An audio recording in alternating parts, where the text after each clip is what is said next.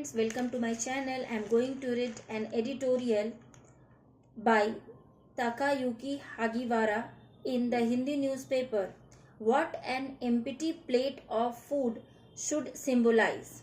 On September 29, the world observes the International Day of Awareness of Food Loss and Waste, that is IDAFLW, which will draw attention to a silent crisis that undermines both food and climate security. Globally, nearly one-third of all food produced is either lost or wasted.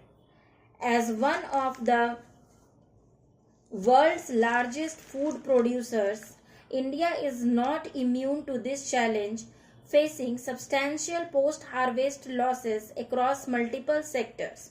A study in 2022 by NABARD Consultancy Services, NABCONS, a subsidiary of the National Bank for Agriculture and Rural Development, commissioned by the Ministry of Food Processing Industries (MOFPI), showed that such losses remain alarmingly high throughout the agricultural spectrum.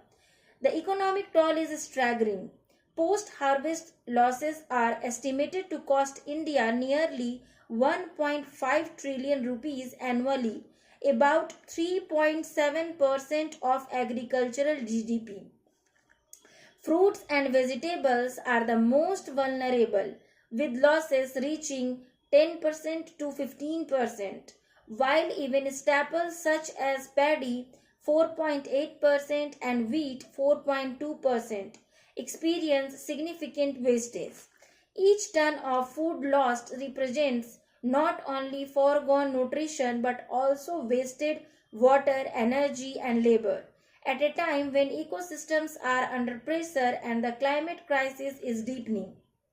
Scaled to India's vast production volumes, these percentages amount to millions of tons of food lost every year, with serious consequences for farmer incomes, national food availability, environmental sustainability, and climate stability.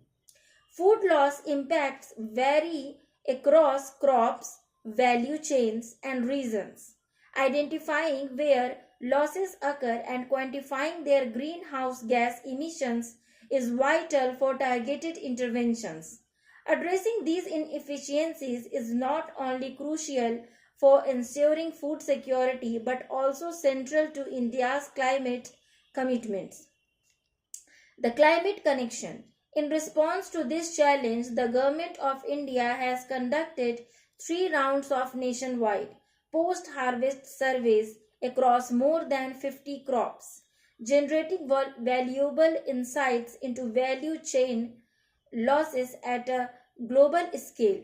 The inclusion of Sustainable Development Goal Indicator 12.3.1 Global Food Loss and Waste in the National Indicator Framework further strengthens accountability by enabling systematic monitoring and alignment with international targets, while expanding the knowledge base for food systems transformation. Building on this foundation, a recent collaborative study by the Food and Agriculture Organization of the United Nations and the National Institute of Food Technology, Entrepreneurship and Management, with support from the Green Climate Fund, provides the first detailed sector, state and operation-wise estimates of greenhouse gas emissions from post-harvest loss and retail waste in India. The study covered 30 crops and livestock products.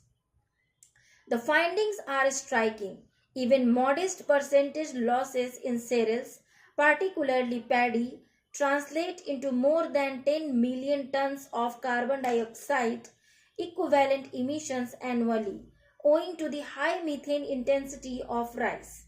Losses of livestock products are equally damaging because of their heavy resource footprint. In total, food loss from these 30 commodities generates over 33 million tons of CO2 equivalent emissions each year. a preventable burden that could be reduced through more efficient and resilient food systems. The study shows that in India, most losses occur early in the supply chain during handling, processing, and distribution, unlike high income countries where they are consumer driven. This highlights India's core challenge of gaps in infrastructure, limited technology use, and fragmented supply chains. Practical solutions. The scale of India's food loss challenge is daunting, but solutions are well within reach.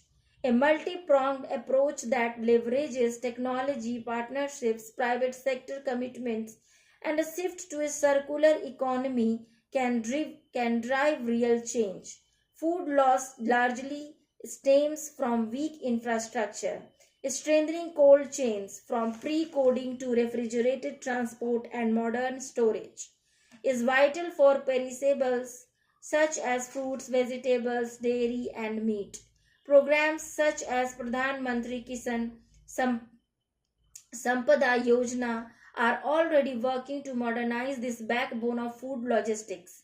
Sampada is a scheme for agro-marine processing and development of agro-processing clusters, which was subsequently renamed PMKSY.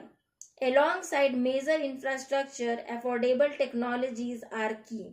Solar cold storage, low cost cooling chambers, crates for perishables, and moisture proof silos for grains can help smallholders cut spoilage significantly.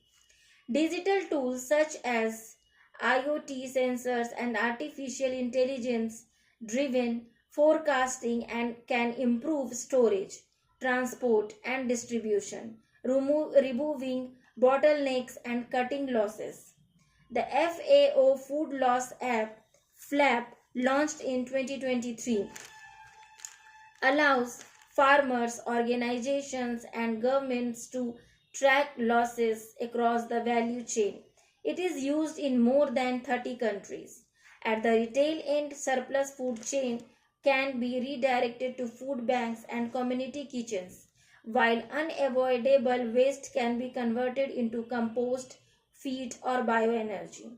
Scaling these circular solutions require strong policy support, including subsidies, credit guarantees, and low interest loans. A shared responsibility. Food loss spans the entire supply chain, demanding shared responsibility. Governments must integrate loss reduction into climate strategies and invest in resilient infrastructure, while businesses adopt circular models and scale innovations. Civil society and academia can drive research and awareness, and consumers can cut waste through mindful choices and support for redistribution. The observance of IDAFLW is more than symbolic. It is a call to action. The challenge is immense, but so is the reward. Saving food means saving the climate, conserving resources, and protecting livelihoods. An empty plate should symbolize a meal enjoyed, not resources squandered. Thank you for listening.